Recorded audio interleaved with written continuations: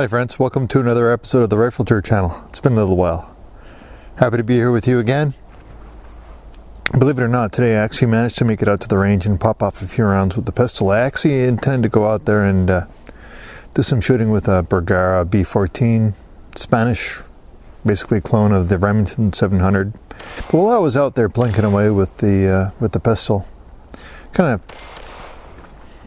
mind started to think about what it is that firearms owners have to actually go through in Canada in order to actually have the privilege to go out and shoot their handgun. What if we actually applied that standard to politicians? Now, in Canada, it could pretty much be anybody. Just this whole yellow vest situation that's spreading across Canada right now. 2,000 trucks, logging trucks, rigs. There's a lot of dissatisfaction right now in Canada with the federal government. How do we actually arrive at this place? Have you ever asked yourself that question? Is it simply because Liberals in this country are out of touch? That they elected for these people? Or is there something else at play here? And this is something that has been, I'd say, a dogma that has been attached to Canada and Canadians for so long as our governments are concerned. We seem to be less interested in voting for a new government and more interested in trying to vote the old one out because it's so awful for one reason or another.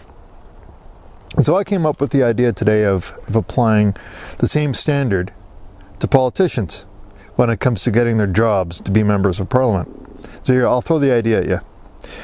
I call it the right to practice professional politics, and that is needed in Canada. So I got some notes here, I'll just read them off to you. So the following is frequently recounted by Canadians when they're asked about Canadian politicians. And so this is me speaking, but this is a common theme that I've observed over many years of being a Canadian. And it seems to be especially true when left-leaning governments are in power, at least lately, certainly. Politician, definition. Politician, noun, a person who prostitutes their integrity in exchange for votes.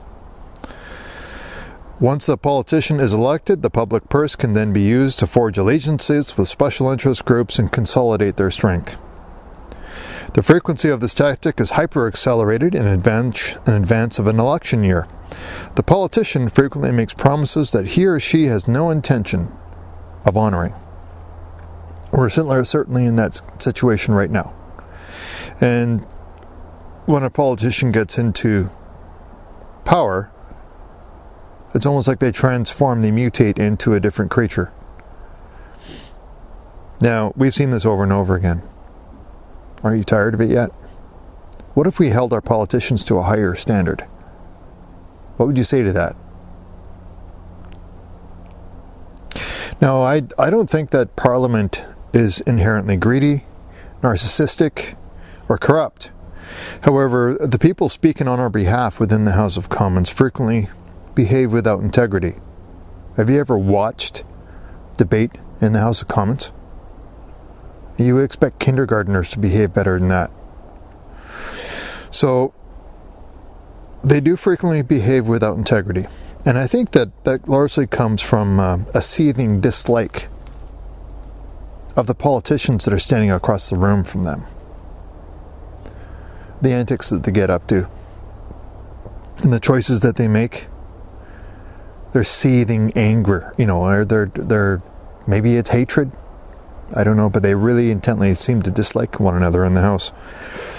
So what if Canadian citizens required politicians to hold, we'll call it an accountability permit. You have to have this permit to actually be in the House of Commons and be a politician. It's just an idea. We're just talking ideas here, folks. Okay. So, Canadian citizens would require their politicians to hold an accountability permit in order to stand in the House of Commons. Politicians would require, politicians require Canadians to have a permit for just about everything now. And what is the cost of having a permit? You pay a fee. You pay a fee to the government. for the privilege of being able to do A, B, C, D, whatever. You need a permit for this, you need a license for that, you need a permit for this, you need a conveyance permit for that, you need an authorization for this. You need an authorization for almost everything now. So, why not a politician? How about they have a permit in order for them to do their job? It's a privilege for you to do your job. You get your permit, and if you don't meet the conditions of your permit, you lose the right to practice political politics, whatever. In order for you, so again, using the imagination here, folks, you got politicians 1, 2, 3, 4. In order for them to become a politician, for them to get their accountability permit, they must 1. Agree to submit their name to the Canadian Police Information Centre and consent to have their friends and family interviewed. Yeah, let's get CSIS to do it. They'll do a proper background check on you. And yes, interview your friends and family. What kind of a person are you? Why do you want to be a politician? 2, agree to have a daily security background check. I've already had mine. I had mine at 10 o'clock this morning. I get it every single day. I'll tell you why later. Number 3, make a mandatory governance course. To take a mandatory governance course, this is your knowledge of, our political system, our legal system. To take a mandatory governance course, knowledge and ethics components, and pass a written and practical exam. I think that's a great idea. You can at least demonstrate you have some formal skills, that you know what the heck is going on. If you're going to be in power, you have to take this course. If you're going to be a politician, you have to be trained. Okay, and last one, 4. Possess and hold a seal of integrity for political professionalism and accountability. If you lose your seal, then you lose your right to acquire or hold office. Lots of professionals have to be members of a professional association. They can't do that job unless they don't have the right to practice that vocation unless that association or body says, yes, he meets the requirements, he's got the knowledge. He has the ethics. He's established performance measures. He's tracking his progress. It doesn't matter whether you're a journeyman or a technologist of some type or a professionally affiliated person. You could be a doctor. You have to be a member of their association in order for you to have the right to practice medicine or forestry. Why not a politician?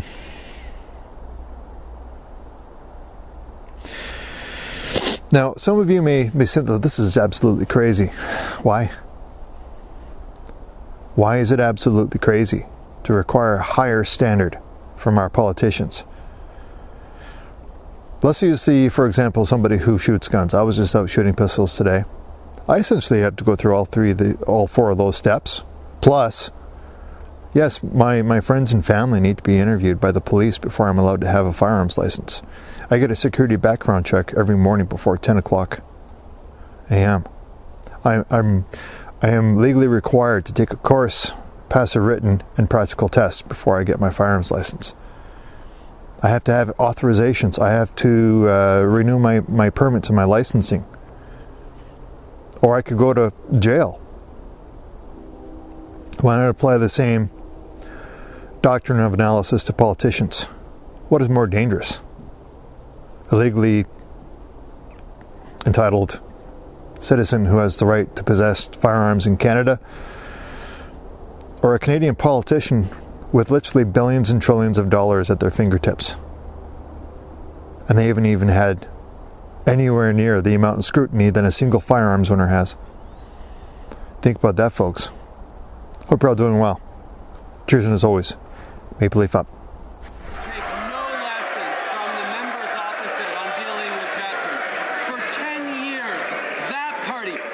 Themselves in the flag every chance they got.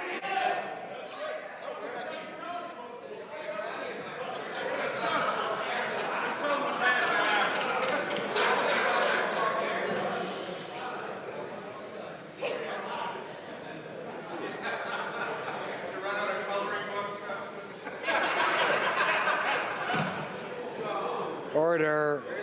Order. Let's have some adult behavior in the House, please.